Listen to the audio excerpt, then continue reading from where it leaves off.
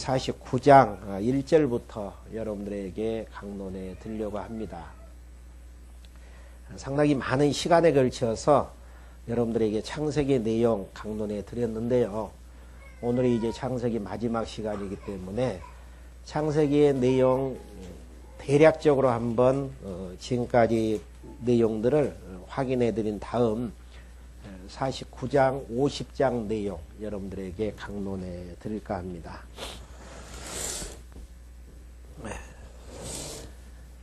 창세기의 내용은요, 다른 내용이 아니고 하나님께서 하나님 자신을 계시하시기 위해서 창세기에서는 언약을 세우시게 되어지십니다.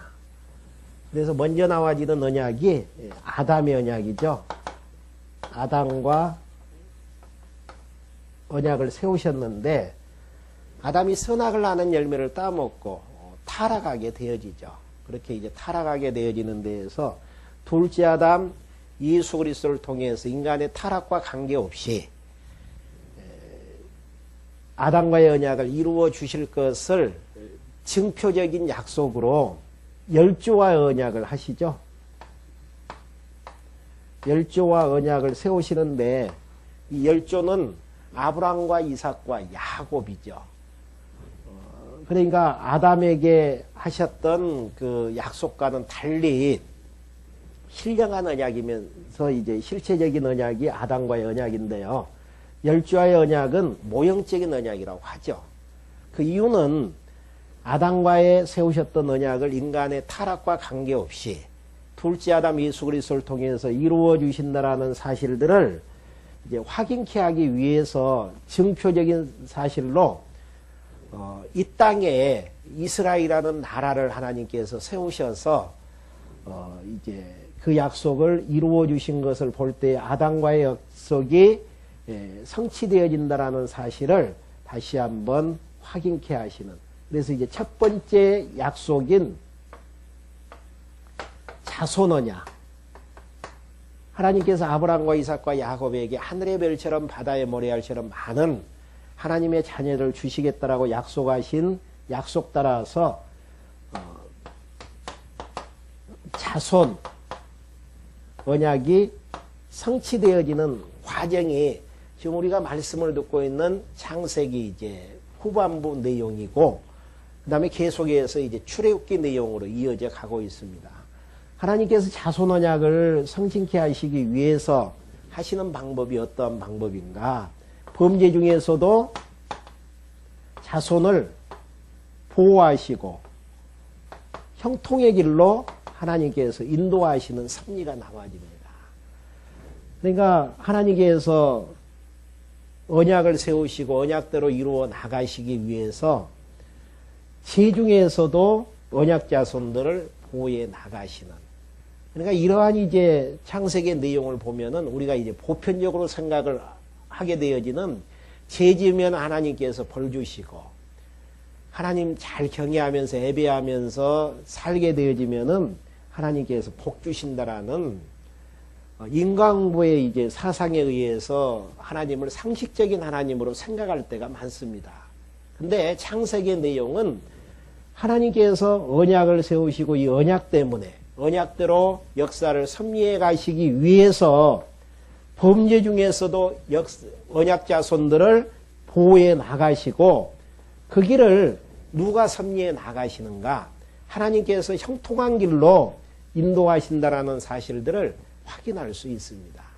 그러니까 언약을 세우신 하나님께서 그 언약을 이루어 나가시기 위해서 하나님께서 계획하신 그 길로 역사를 섭리하게 되어지시는, 그래서 이런 형통의 역사가 있었기 때문에 가나안 땅에 살고 있는 야곱과 그 후손들이 애굽으로 이제 오게 되어지죠. 그리고 이제 거기에서 이제 정착을 하는 과정 속에서 방금 이제 봉독해 드렸던 49장 1절부터의 내용은요, 야곱이 이제 죽기 전에 앞으로 이제 되어질 일들에 대해서 예언하게 되어지는 내용이 나오게 되어집니다. 그러니까 야곱이 하나님께서 주시는 그 복을 야곱을 통해서 하나님께서 축복하게 되어주시고 앞으로 이제 이렇게 되어질 것이다. 앞으로 이제 되어질 일들을 이야기하는 부분이 49장 1절부터 나오는데 한번 1절 한번 봐보시죠. 야곱이 그 아들들을 불러 이르되 너희는 모이라. 그러니까 아들들을 이제 모이라고 하고 있죠. 너희의 후일에 당할 일을 내가 너희에게 이르리라. 그러니까 야곱이 자기의 이제 아들들을 불러 모아서 서두 내용이 그거예요. 왜 이제 모이라고 하는가 그 목적을 이야기를 하는데 너희의 후일에 당할 일을 내가 너희에게 이르겠다라는 이야기예요. 그러니까 이 말의 의미 속에서는 아브라함의 길도 하나님께서 예비하시고 그 길을 인도하셨고 이삭의 길도 하나님께서 예비하셔서 인도하셨고 야곱의 길도 예비하셔서 인도하셨듯이 야곱의 후손들도 하나님께서 모든 일들을 예비하시고 예비된 길로 인도해 가시는데 성경에서 이제 중요한 부분은 그 일들을 미리 예언적인 내용으로 말씀해 주신다라는 데 의미가 있습니다. 그러면 왜 되어질 일들을 미리 예언적인 내용으로 말씀을 해주고 있는가? 그 이유 한 가지는 하나님께서 역사의 주관자라는 사실들을 우리에게 알게 하기 위해서.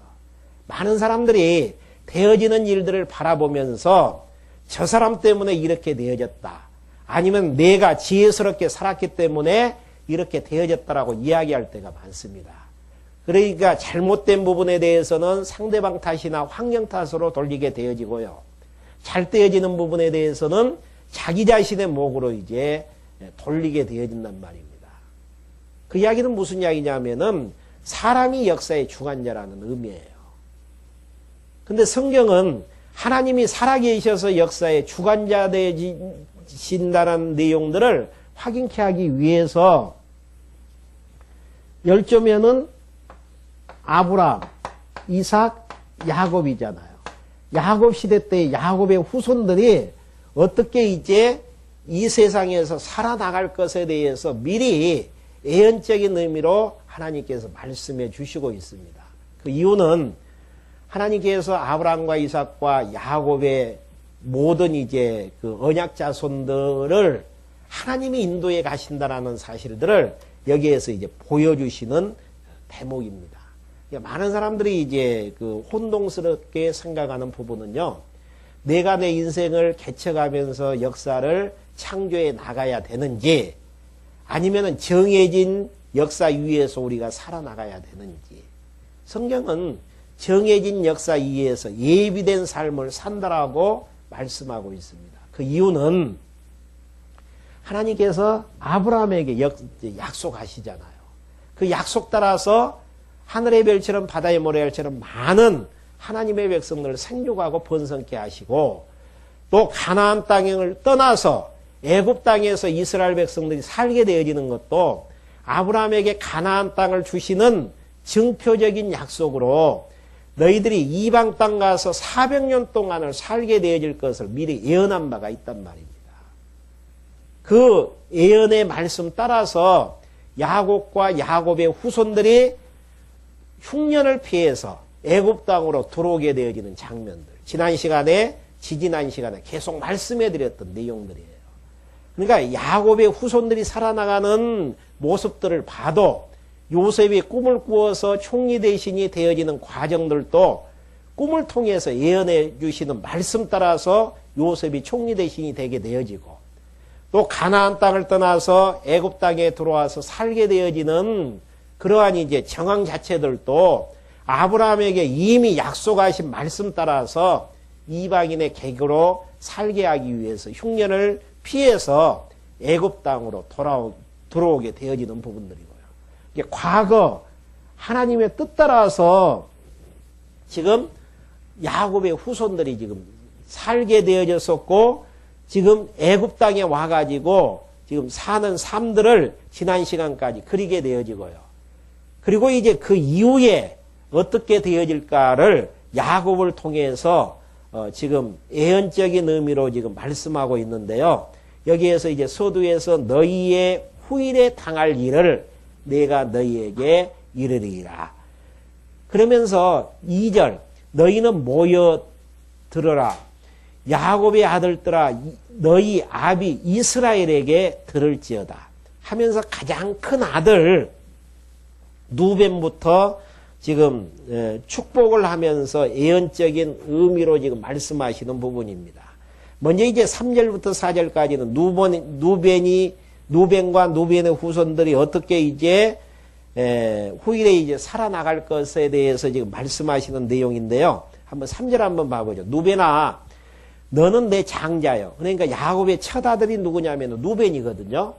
그러면은 그 당시에 이제 이스라엘의 모습들을 보면은 장자에 의해서 모든 축복권이 주어졌고 장자에게 와졌었고 모든 것들이 이제 장자에 의해서 모든 것들이 이어져 나간다, 유업들이 이어져 나간단 말입니다.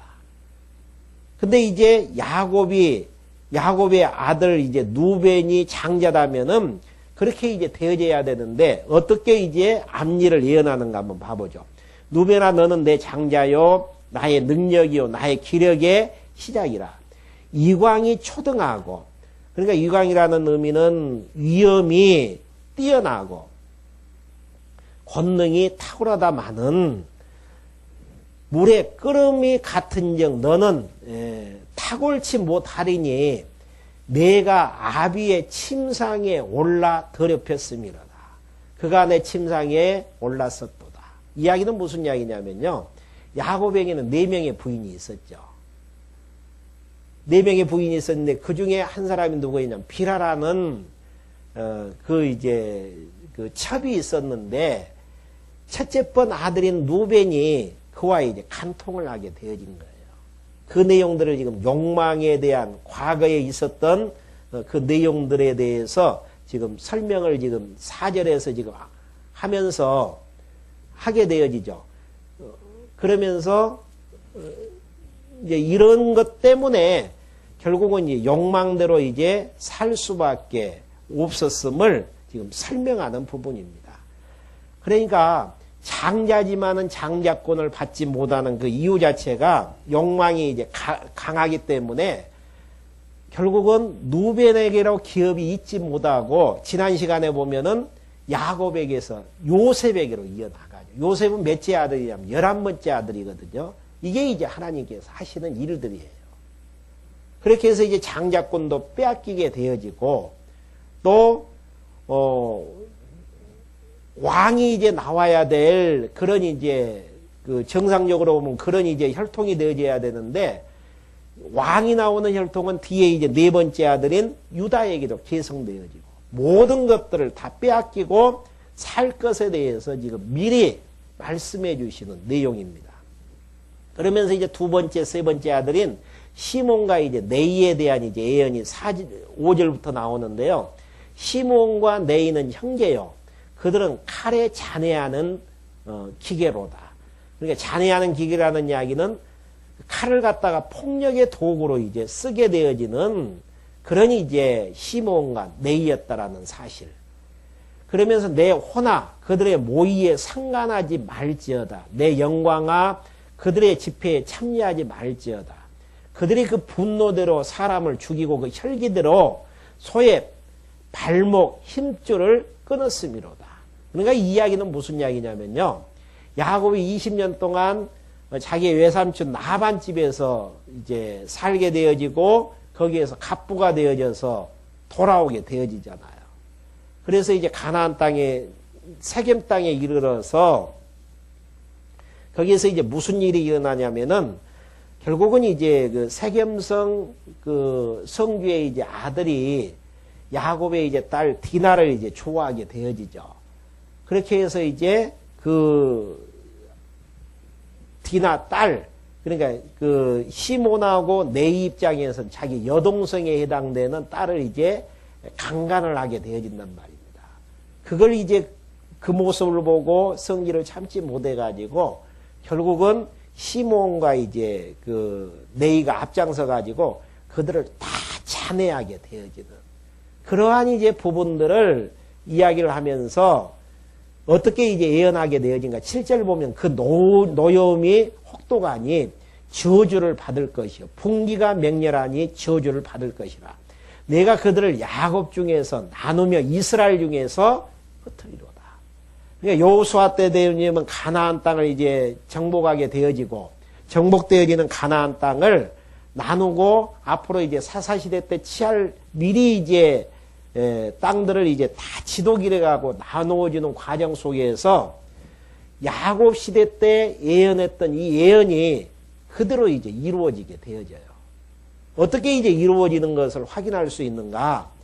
여호수아서에 봐보면은 결국은 시므온 같은 경우는 따로 땅을 받지를 못해요. 그리고 유다에게 줬던 기업 중에서 한 부분을 이제 받게 되어지고 또 레위 자손 같은 경우도 제사장 족속이기 때문에 물론 그러겠지만은 기업이 없습니다. 형제들이 주는 11조를 먹고 이제 살게 되어지고 여기저기 흩어져 가지고 살게 되어지는 그러한 이제 레위 족속의 모습들이 나와지거든요. 이게 레위 족속들은 한 군데 모여 가지고 사는 민족이 아니에요. 흩어져 가지고 이제 살게 되어지는데 왜 그렇게 되어지는가? 야곱이 앞으로 되어질 일들을 하나님이 앞으로 이제 주어질 일들을 주니까 그대로 지금 예언하고 있단 말입니다. 예언대로 레위 족속들은 흩어져 가지고 살게 되어지고 시므온 족속들은 땅을 자기 목으로 받지 못하고 유다가 받았던 땅을 이제 부분적으로 이제 받게 되어지는 이러한 광경들. 여러분들이 이제 여기에서 12지파에 대한 앞으로 어떻게 되어질 것을 예언했던 내용들이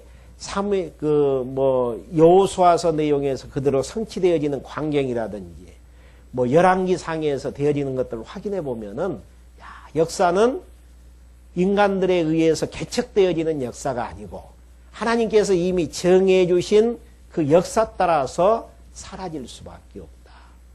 그걸 이제 확인할 수 있죠. 그러면은 왜 이제 예비된 역사를 살아가는 것들을 확인하는 게 중요한가? 그래야만이 역사의 주관자가 하나님 되심을 확인하고 그 여호와 하나님 앞에서 나라는 존재가 어떠한 존재인가를 알면서 그 하나님 경외하면서 살아나갈 수 있는 거라는 이야기입니다.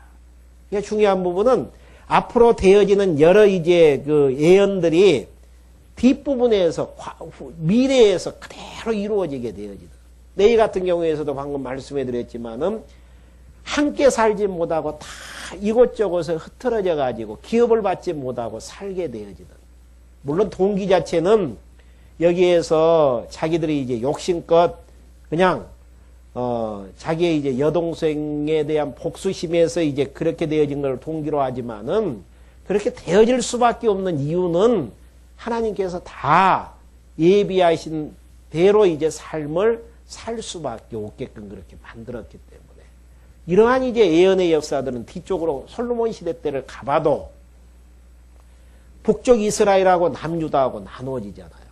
물론 동기는 솔로몬이 타락했기 때문이라고 이야기를 하고 있지만은 그렇게 되어질 수밖에 없었던 이유 중에 한 가지 근본 원인은 하나님의 작정하신 예비된 뜻이 있었기 때문에 그렇게 되어질 수밖에 없었단 말입니다. 그러니까 북쪽은 북쪽 이스라엘 민족대로의 삶을 살아나가고 남유다는 남유다대로의 삶을 살아나가게 되어지듯 북이스라엘 민족은 하나님께서 멸망의 길로 인도하시는 이유도 다 예정된 삶 속에서 이제 되어지게 되어지잖아요. 그러니까 우리가 이제 되어지는 모든 것들, 하나님의 선하신 뜻이 이제 드러나진다라고 생각하게 되어지면은 왜 하나님께서 예비된 삶들을 미리 예언하시고 예언대로 역사를 섭리해 가시나 이것 다시 한번 확인해 보면은 주권자 여호와 하나님 인정하면서 우리가 주권자 여호와 하나님 경외하면서 살아나가는 게 참 지혜자의 모습이고 참 우리가 하나님을 경외해 나가는 하나님 백성의 모습이라는 사실들을 확인할 수 있는 대목들입니다. 그러면서 네 번째 아들 유다에 대해서 이제 나와지죠. 왕이 나와지는 혈통입니다. 유다야 너는 내 형제의 찬송이 될지어다. 내 손이 내 온수의 목을 잡을 것이요 내 아비의 아들들이 내 앞에 절하리로다. 유다는 사자석기로다. 사자석기라는 이야기는 결국은 강한 이제 통치자를 비유하는 모습이죠. 동물의 이제 왕이 이제 사자잖아요. 그러니까 사자를 비유로 해가지고 강한 통치자가 나올 것을 지금 설명을 하면서 내 아들아 너의 훔친 것을 찢고 올라갔도다. 그의 엎드려지고 웅크림이 숫사자와 같고 암사자 같으니 누가 그를 범할 수 있으랴. 홀이 유다를 떠나지 아니하며 홀은 왕권을 비유하는 내용이잖아요. 이게 왕권이 떠나지 아니한다. 치리자의 지팡이가 그 발 사이에서 떠나지 아니하시기를 실로가 오시기까지 미치리니. 여기에서 실로라는 그 의미 자체는 뭐 안식을 주는 자, 평화를 주는 자, 또 뭐 그 평정한 그런 의미를 가지고 있는데 메시아라는 의미를 담고 있어요. 그러니까 메시아 되시는 예수 그리스도가 오시기까지 유다에게서 왕의 홀이 떠나지 않겠다라는 거. 그러니까 12지파가 있지만은 그 중에서 왕이 나오는 지파는 어떠한 지파인가? 유다 자손이라는 이야기예요. 유다 자손에서 결국은 다윗 왕이 나오게 되어지고 솔로몬이 나오게 되어지고 많은 왕들이 나오게 되어지잖아요. 그러한 이제 의미에서 미리 이제 어떤 지파에서 왕이 나와서 다스릴 것을 지금 말씀하시는 내용으로 나와 있습니다. 그러면서 그에게 모든 백성이 복종하리로다. 그의 나귀를 포도나무에 매며 암나귀 새끼를 아름다운 포도나무에 맬 것이며. 그러니까 그 나귀들 그다음에 이제 늘 이제 포도나무에 맬 수 있다라는 이야기는 포도나무가 많다라는 이야기고요. 뒤에 보면은 그 옷을 포도주에 빨며, 옷을 포도주에 빨 수 있다라는 것은 풍요로움을 이야기하잖아요. 그 복장을 포도즙에 빨리로다. 그 눈은 포도주를 인하여 붉겠고 그 이는 우유로 인하여 희리로다. 그러니까 유다에게 축복하고 앞으로 되어질 일들을 이야기하는데 유다 지파에서 왕이 나올 것이다. 아브라함과 이삭과 야곱에게 세 번째 약속이 그 내용이잖아요. 생육하고 번성하고 땅을 정복하고 다스릴 것을 약속을 하신 하나님께서 다스리는 왕이 누구에서 나오는가? 유다에게서 나와요. 이것은 하나님께서 정하신 약속이면서 유다를 떠나서는 하나님의 약속의 왕이 나오지 않는다라는 이야기입니다. 근데 백성들이 세워달라는 왕은 어느 지파의 왕이었냐면은 사울왕이었죠. 사울왕은 어느 지파죠? 베냐민 지파란 말입니다. 이게 하나님의 약속의 왕이 아니다라는 이야기예요. 그래서 하나님께서 다윗을 세워놓고 합당한 왕이라는 이야기는 무슨 이야기냐면은 유다 지파에서 왕이 나오게끔 하나님께서 미리 야곱을 통해서 예언을 하셨고 예언대로 유다 지파에서 다윗 왕이 나오니까 합한 자라고 이야기할 수밖에 없잖아요. 근데 북쪽 이스라엘로 이제 솔로몬 이후에 이제 나눠지면서 여로보암도 유다 지파는 아니에요. 그 유다 지파는 솔로몬에게서 르호보암으로 이어지는 유다 지파만이 하나님이 정하신 왕국이죠. 그렇기 때문에 똑같이 북이스라엘이나 남유다나 범죄 가운데에서 타락하지만은 북이스라엘은 멸망당하고 남유다가 멸망당하지 않는 이유, 근본적 이유 한 가지는 다른 거 없습니다. 하나님께서 유다 지파만큼은 왕이 나와서 다윗 왕국을 계승해 나가는 약속의 왕국이기 때문에 유다 지파는 무너지지 아니하고 포로에서 돌아와서 만왕의 왕 예수 그리스도가 탄생이 되어지는 것이고 북이스라엘은 약속 밖에 있는 왕국이기 때문에 아무리 열 지파를 통해서 건실한 왕국을 세웠다고 할지라도 무너질 수밖에 없는 왕국으로 될 수밖에 없는 것입니다.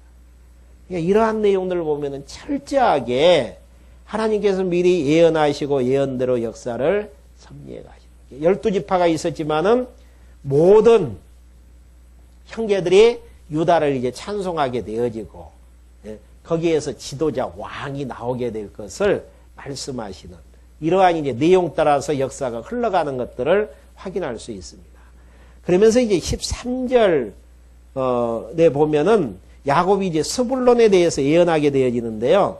어느 지역에 살 것을 이야기를 하죠. 스불론은 해변에 거하리니 그곳은 배매는 해변이다. 그 지경이 시돈까지로다.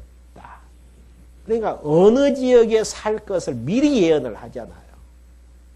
그러니까 여호수아에 의해서 땅이 정복되어지고 또 이제 다 정복되어진 건 아니에요. 미정복지도 있지만은 제비를 뽑아서 땅을 나누는 일들이 여호수아에서 보면 나오거든요. 근데 스불론의 후손들이 제비를 뽑았는데 어느 지역에 당첨되냐면은 여기에 나온 것처럼 해변 지역에 당첨돼요. 이게 제비 뽑는 것이 누구에 의해서 정해지는가? 정해진 대로 되어지는가? 하나님께서 해변가에 거하게 되어질 것을 말씀하셨는데 그대로 되어진다니까. 그러니까 스불론은 누가 제비를 뽑아도 늦게 뽑건 제비를 빨리 뽑건 간에 정해진 대로 갈 수밖에 없어요. 아브라함 같은 경우도 마찬가지잖아요. 가나안 땅 주시겠다라고 하나님께서 약속하시고 자기 조카 노다하고 이제 도저히 함께 살 수가 없기 때문에 이제 우리 헤어지자. 그럼 땅을 어떻게 이제 나눌 것인가? 성질 급한 아브라함이었다면은 하나님이 나에게 가나안 땅 줬으니까 조카 너는 저쪽 지역에 가서 살아라. 그렇게 이야기할 거예요. 근데 자기가 먼저 선택을 안 해요. 내가 자하면은 나는 우하겠고 우하면은 자하겠다. 그래서 조카 롯이 먼저 지역을 선택하거든요. 소돔과 고모라 성이 그때 당시만 해도 비옥한 땅이고 아주 사람 살기 좋은 모습으로 되어진 지역이었단 말입니다. 그 지역을 먼저 선택을 하게 되어져요. 두 번째 아브라함이 선택했는데도 자기에게 돌아오는 땅, 가나안 땅으로 돌아오게 됩니다.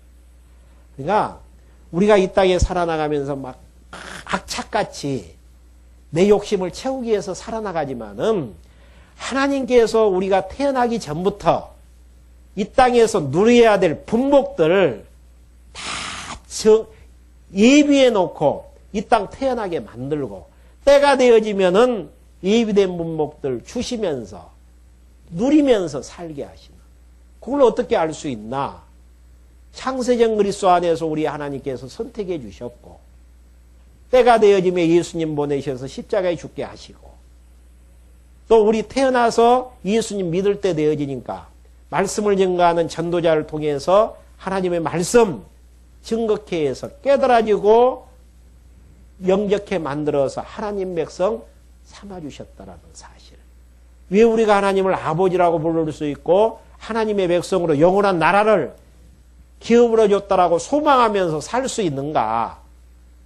이미 천지만물이 창조되기 전부터 선택한 백성들로 예정해 놨기 때문에. 이거 생각하면은 우리가 예수님 믿고 하나님을 아버지라고 부르면서 산다라는 그 자체가 하나님이 우리에게 주시는 얼마나 엄청난 은혜의 선물인가를 알면은 행복한 자로 이 세상을 살아나갈 수 있잖아요. 근데 그걸 하나님이 주시는 은혜의 선물로 생각하지 못하는 데서 깨달음이 없기 때문에 보이는 것 때문에 실망하고 보이는 것 때문에 좌절하고 하면서 살아나가는 우리의 모습들이잖아요. 보이는 게 우리의 마음을 두게 되어지고 아니에요. 하나님께서 정하신 역사가 있기 때문에 우리가 예수님을 그리스도로 믿어지는 거라니까요. 그게 하나님이 우리에게 주시는 선물이에요. 스불론 후손들이 제비를 뽑았는데 해변 지역에 당첨을 되는 이유는 제비를 잘 뽑아서가 아니에요. 하나님께서 이미 야곱 시대 때 정하시고 정하신 대로 야곱을 통해서 축복하셨기 때문에 스불론 지역은 스불론 후손들은 해변가에서 계속 기업을 이으면서 살게 되어요. 그러니까 아무리 우리가 몸부림쳐도 하나님이 주시는 분복 이해는 가질 수 없다니까요. 그래서 모세 시대 때로 가면은 출애굽기 보면 이제 모세 나오잖아요. 십계명을 하나님께서 주시면서 도덕질하지 말라라고 하시는 이유가 그거예요. 하나님이 주신 분복이 있기 때문에 내가 나무 것을 훔쳐서 내 것 만들어도 하나님이 나에게 주시기로 한 것이면은 내 것 되어지지만은 주시기로 작정되어지지 않는 분복에 되어져 날아간다니까요. 그래서 신약 성경에 와도 주신 것에 족한 줄로 알면서 살라라는 이야기가 그 이야기잖아요. 감사하면서 기뻐하면서 살라라는 이야기가 그 이야기단 말이에요. 아무리 내가 지도자 되고 싶고 왕 되고 싶어도 유다 지파가 아니면 왕이 될 수가 없는 거예요. 하나님이 스불론 같은 경우는 왕 되려고 노력해서는 안 돼요. 해변가에서 고기 잡으면서 무역하면서 살게끔 하나님께서 만들어 놓으셨기 때문에 해변가가 당첨이 되어지면은 하나님이 나에게 바닷가에서 살게 하는 분복이시구나. 하나님 너무너무 감사합니다 하면서 해변가에서 사는 것이 하나님을 경외하는 사람의 모습이지 유다만 왕 되냐? 나도 왕 될 수 있다. 허황된 하나님께서 주시지도 않는 분복을 소망하면서 살아나가는 자. 백날 그렇게 한번 살아나가 보십시오. 죽었다 깨도 그런 일들은 일어날 수가 없어요. 사울 왕으로 세워졌지만은 베냐민 지파니까 무너지잖아요. 어떤 사람들은 처음에는 하나님을 사울이 잘 경외했다가 타락했기 때문에 그렇다라고 하는 분들도 있어요. 아니에요. 왕의 제목으로 하나님께서 인정을 안 해주신 자란 말이에요. 왕의 제목은 누굽니까? 유다 지파에서 나와야죠. 못났어도 초라하게 보여도 다윗 같은 경우 얼마나 초라했습니까? 막둥이였고 그런데도 하나님께서 세우신 합한 자 유다 지파이기 때문에 하나님이 세워서 12지파를 평정하는 왕으로 하나님께서 쓰시지 않습니까?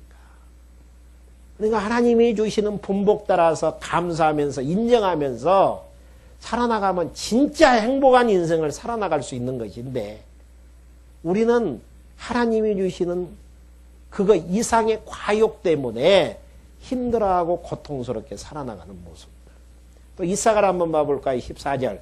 이사가는 양의 우리 사이에서 꿇어앉은 건장한 나귀로다.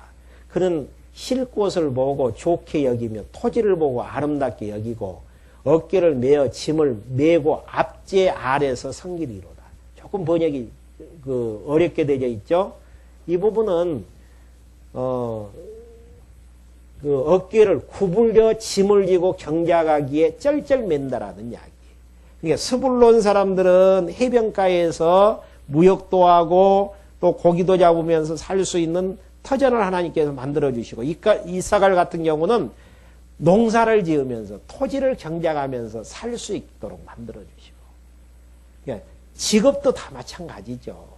어떤 사람은 이런 직업 저런 직업 다 되어지는데 하나님께서 정해준 직업 따라서 사라지는 거예요. 어떻게 알 수 있나? 창세기 49장 보니까 미리 하나님께서 예언하시고 예언대로 역사를 섭리하시는 그분이 몇천 년이 지나왔는데 현재를 섭리하시는 하나님이시기 때문에 그러니까 현실을 인정하는 게 좋다니까요. 이상론에 떠가지고 사는 사람들은 궤변을 늘어놓을 수밖에 없어요. 되어지지 않는 게 하나님의 뜻 아닌 게 어디가 있어요. 앞으로 역사는 되어지는 하나님의 뜻대로 되어질 부분들이고요. 어떻게 알 수 있나? 예언하고 예언대로 역사를 섭리하신 걸 보니까 너무 분명하다는 이야기죠. 단은 어떻게 하는가 한번 보시죠. 16절. 단은 이스라엘 한 지파같이 그 백성을 심판하기로다. 단 같은 경우는 이 예언 따라서 에브라임 지파 이제 사사기에 나오던가요? 에브라임 지파에서 요셉 지파죠. 거기에서 이제 미가라는 자가 이제 나오는데 결국은 그를 이제 정복하게 되어지는 이러한 내용들이 이제 사사기에 보면 나오게 되어지죠. 반은 길에 뱀이요 척경에 독사이로다. 말굽을 물어서 그 탄자로 뒤를 떨어뜨리게 하리로다. 여호와여 나는 주의 구원을 기다리니이다. 그러니까 자기 족속을 쳐서 굴복시키는 뱀 같은 자고 독사 같은 자고, 하나님께서 역사를 섭리하시는 자 중에서 이 상대를 사랑하는 자들만 이 땅에 나와서 살게 하시는 게 아니에요. 하나님의 선택한 백성이라 하는 언약 자손들 가운데에서도 뱀 같은 자, 독사 같은 자, 그런 자를 하나님께서 이제 보내셔서 형제를 물고 뜯게 하게 만드는. 그러면서 갓 한번 봐보죠. 군대의 반격을 받으나 도리어 그를 추격하리로다. 이게 전쟁을 하면서 이제 살아나가는 갓에 대한 내용들이죠. 결국 이러한 부분들이 이제 뭐 역대기 상에 보면 다 이루어지는 것들을 확인할 수 있습니다. 그리고 이제 아셀 지파, 아셀에게는 나는 식물은 기름진 것이라 그가 왕의 진술을 공개하리로다. 이게 이야기는 무슨 이야기냐면요. 평원 지역에서 가짜손 같은 경우는,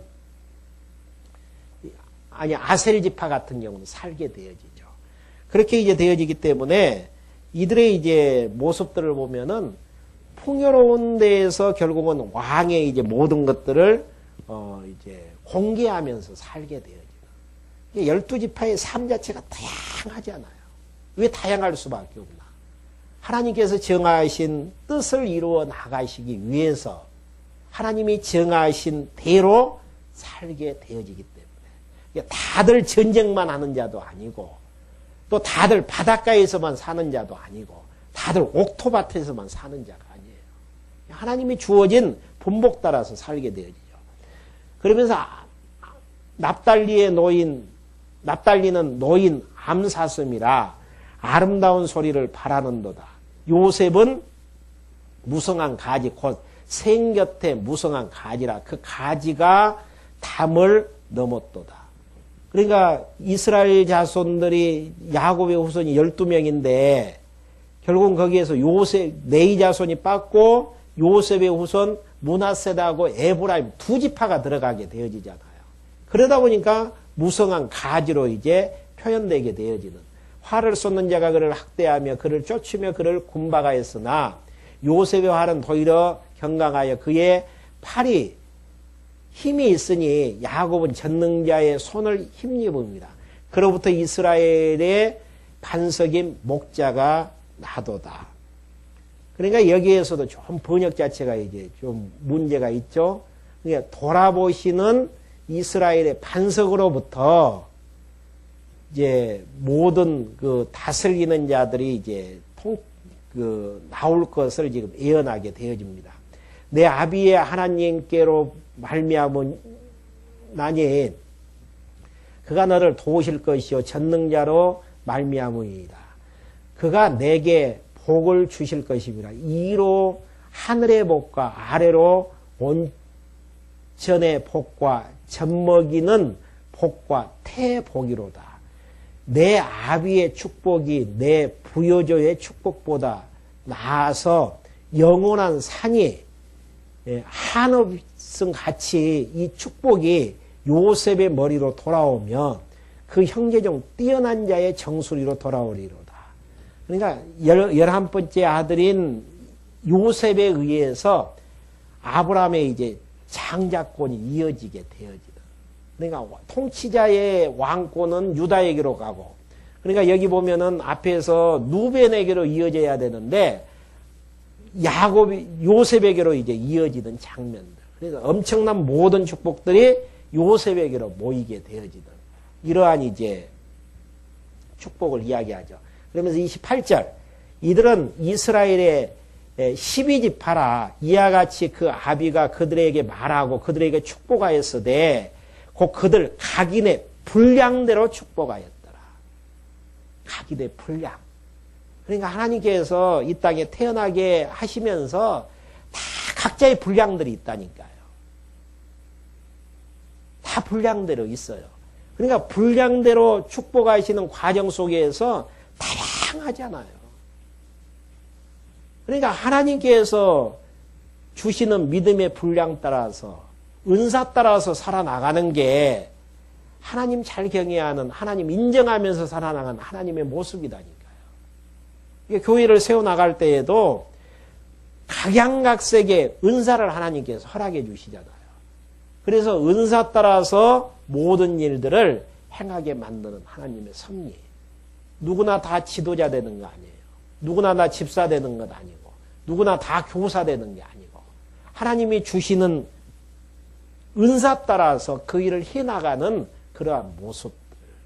어떤 사람은 건강하게 태어나서 막 힘있는 일을 하게도 만들고 어떤 사람은 아주 그냥 몸이 예소하고 또 힘없는 자로 나약한 자로 만들어서 건강이 변변치 못한 자로 만들어서 태어나게 만들고 그러면 뭐 건강한 사람은 하나님의 축복받는 자고 건강치 못하는 자는 하나님께서 추하게 하기 위해서 그러는가 그거 아니에요. 이 모든 것들을 다 합력하여 하나님의 뜻을 이루어 나가는데 건강한 자나 건강치 못하는 자나 부자나 가난치 못하는 자나 하나님께서 쓰시는 일들이 다양하다니까요.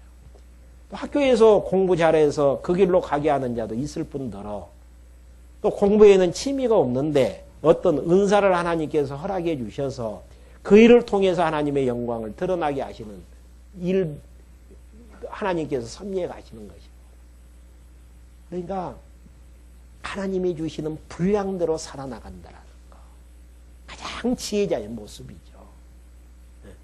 그걸 그러니까 하나님의 뜻을 분별하면서 산다라는 게 말씀을 통하지 아니하고서는 불가능하잖아요. 그래서 우리가 하나님 말씀을 통해서 왜 하나님께서 이 땅에 태어나서 이 일을 하게 하시는지 왜 살게 하시는지 분량 따라서 살 수밖에 없잖아요. 하나님의 백성들이 다 세상적으로 보면 잘난 사람만 있나요? 다 공부 잘하는 사람만 있나요? 다 건강한 사람만 있나요? 그러지 않아요.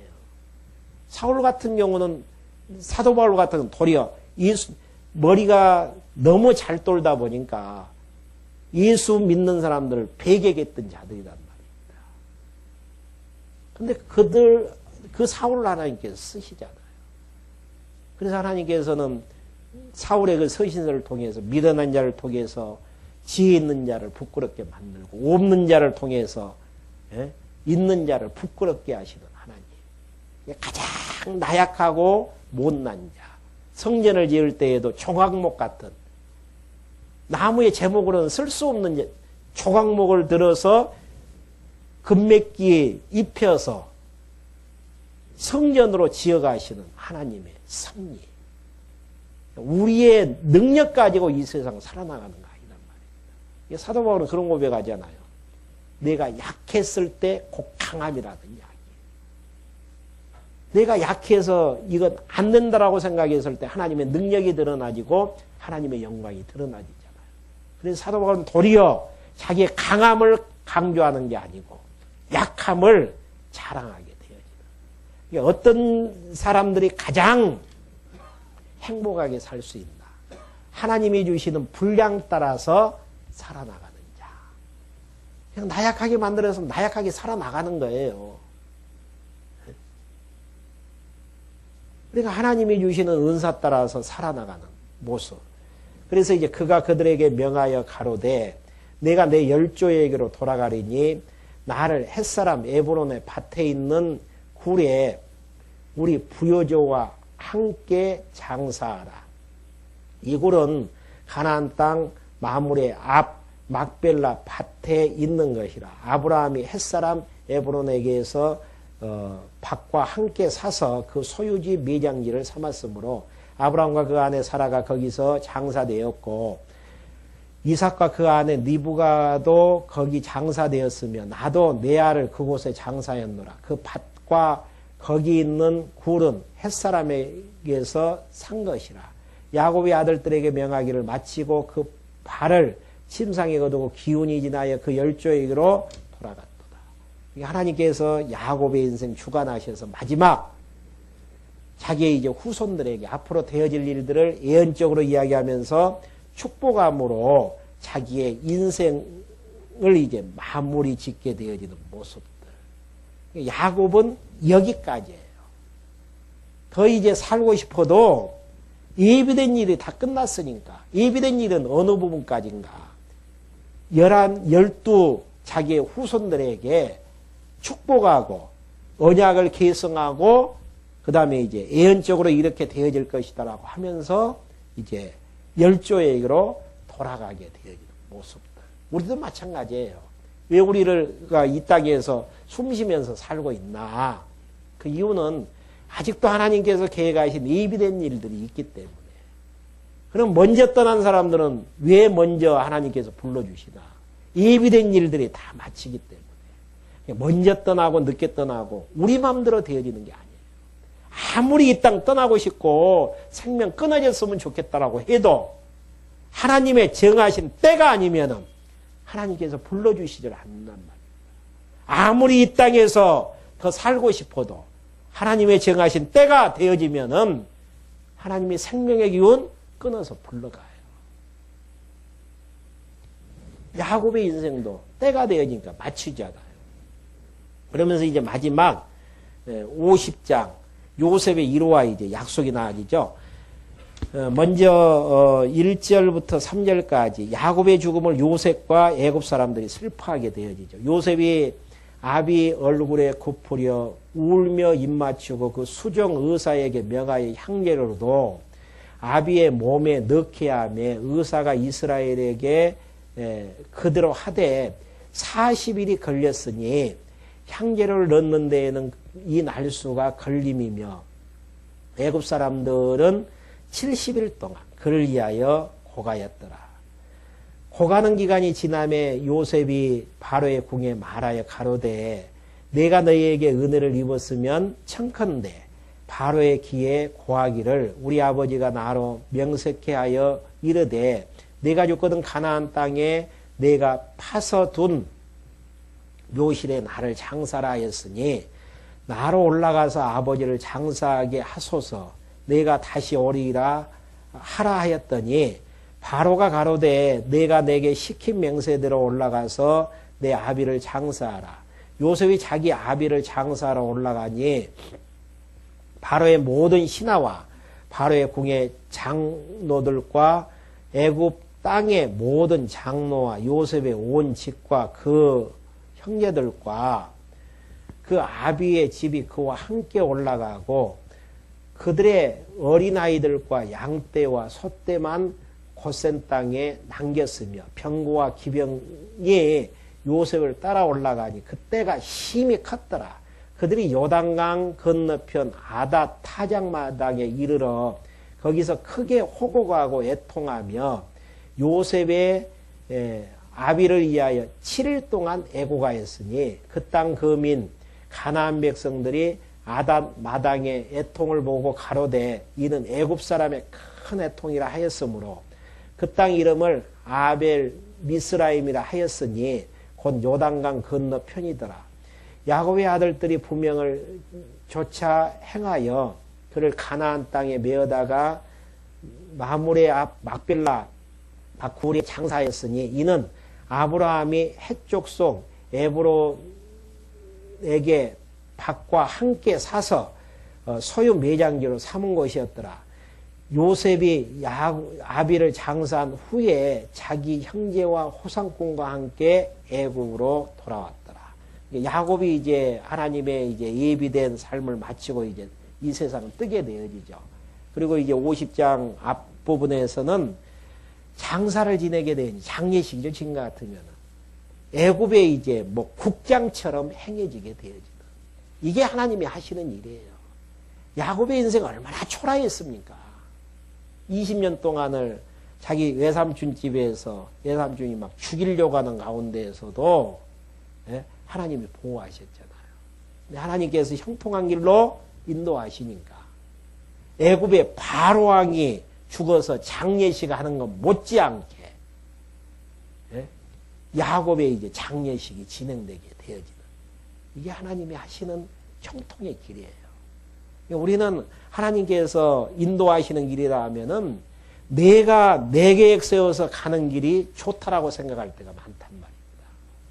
그래서 대현인 거 인정하지 않고 실망하고 좌절하고 고통스러워하고. 근데 하나님이 계획하고 계획한 대로 역사가 흘러가는 쪽이 훨씬 더 형통한 길이에요. 어떻게 알 수 있나? 야곱의 인생길을 보면 알 수 있잖아요. 험악한 인생을 살았다라고 바로에게 고백했던 야곱의 모습.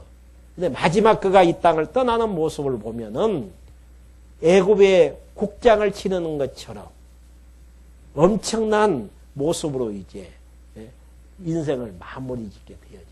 이게 하나님께서 인도하시는 길이고, 험악한 인생을 살아왔던 야곱의 모습이었지만 마지막 묻히는 곳이 어떤 곳일까? 가나안 땅에 묻히게 되어지는. 우리가 이 세상 살다가 마지막 종착역이 어디인가? 새하늘과 새 땅, 주님 품이라는 이야기예요. 거기에 우리의 이로가 되어지잖아요. 과정 속에서 세찬 이 땅 살아나가지만은 마지막 우리의 묻힐 곳이 그곳이라는 사실. 그러면서 이제 마무리 짓죠. 15절 보시면은 요셉의 형제들이 그 아비가 죽었음을 보고 말하되, 요셉이 혹시 우리를 미워하여 우리가 그에게 행한 모든 악을 다 갚지나 아니할까 하고 요셉에게 말을 전하여 가로되, 당신의 아버지가 돌아가시기 전에 명하여 이르시기를, 너희는 이같이 요셉에게 이르라. 내 형들이 내게 악을 행하였을지라도 이제 바라건대 그 허물과 죄를 용서하라 하셨다 하라 하셨나니, 당신의 아버지의 하나님의 종들의 죄를 이제 용서하소서 하매 요셉이 그 말을 듣고 들을 때에 울었더라. 울 수밖에 없죠. 아버지 돌아가시니까 해꾸지하지 않나 하면서 이제 그 이야기를 하는 모습이죠. 그 형들이 또 친히 와서 요셉 앞에 엎드려 가로되, 우리는 당신의 종이니이다. 요셉이 그들에게 이르되, 두려워 마소서. 내가 하나님을 대신하리이까. 당신들은 나를 해하려 하였으나 하나님은 그것을 선으로 바꾸사 오늘과 같이 만민의 생명을 구원하게 하시려고 하셨사오니, 당신들은 두려워 마소서. 내가 당신들과 당신의 자녀를 기르리게 하고 그들을 간곡한 말로 이루하였더라. 하나님은 선으로 만들어서 우리의 후손들을 구원하시려고 이렇게 하셨는데 염려하지 말라라. 하나님이 하시는 일들을 보면은 인간은 지중에서 산다고 할지라도 모든 것들이 합력하여 선을 이루게 되어지는. 이건 믿어지면은 참고 인내할 수 있어요. 하나님께서 모든 것들을 선으로 바꾸신다. 우리가 힘들어하고 고통스러워하는 모습들. 요셉 같은 경우는 더 했죠. 형제들에게 팔려야 되고, 애굽 땅에 와서 감옥에 갇히는, 누명을 쓰고 감옥에 갇혀야 되는 아픔을 겪었던 요셉이었지만은 하나님께서 선으로 바꾸셔서 형제들을 구원할 수 있는 주로 세우셨다는 사실. 그러니까 이 과정 속에서 하나님을 판단하셔서는 안 돼요. 인생 마지막까지 살아봐야만이, 왜 하나님께서 어느 가문에서 태어나서 공고한 날 아픔, 힘든 과정 겪으면서 인생길을 인도하셨는가에 대한 답이 나온단 말입니다. 하나님 배우게 하셔서 영원토록 주님만을 찬송케 하시기 위해서 나그네 생활 살게 하셨고, 마지막 우리의 종착역이 어딘가? 요셉의 종착역도 야곱의 종착역도 가나안 땅이잖아요. 그곳이 우리 묻혀야 될 곳이란 말입니다. 새하늘과 새 땅. 마지막이 거기에요. 마지막이 보장되면서 우리는 살아나가잖아요. 그러니까 이제 22절부터 마지막 26절까지도 요셉이 이제 애언하고 자기에게 이제 자기가 죽은 다음에 가나안 땅으로 이제 반드시 시신을 가지고 갈 것을 예언하면서 마무리 짓게 되어집니다. 이게 이제 창세기의 이제 마지막 부분입니다. 그러면 이제 다음 시간부터 전개되어지는 출애굽기 내용은 약 이 요셉 시대에서 한 400년이 지나간 다음 그 이후부터 이제 애굽에서 이제 생활 모습들이 이제 나오게 되어집니다. 창세기 내용은 다른 내용 아니었습니다. 하나님께서 하나님 자신을 여호와로 계시하시기 위해서 아브라함에게 언약하시고 열조와 언약하시는 장면이 나와지는데요. 언약의 차이점은 아담에게 언약하셨던 내용이 아담의 타락과 관계없이 둘째 아담 예수 그리스도를 통해서 이루어 주신다라는 확정. 다른 말로 하면은 증거적인 차원으로 아브라함과 이삭과 야곱에게 세 가지의 언약을 하시고 그 언약을 하나하나 이루어 가시는 과정 속에서 자손 언약이 성취되어지는 과정들을 지금 출애굽기도 같은 내용들이에요. 말씀해 드리겠지만 그런 내용을 통해서 언약대로 이루어진 걸 보니까 하나님은 여호와시고 그분은 분명히 살아계신 역사의 주관자라는 사실들을 우리에게 알게 해서 그분 여호와로 경외하면서 살게 하시려는 하나님의 섭리의 내용입니다. 기도하고 말씀 마치겠습니다. 하나님 아버지 감사함을 드립니다. 창세기를 통해서 역사의 주관자가 살아계신 여호와 하나님이심을 저희들에게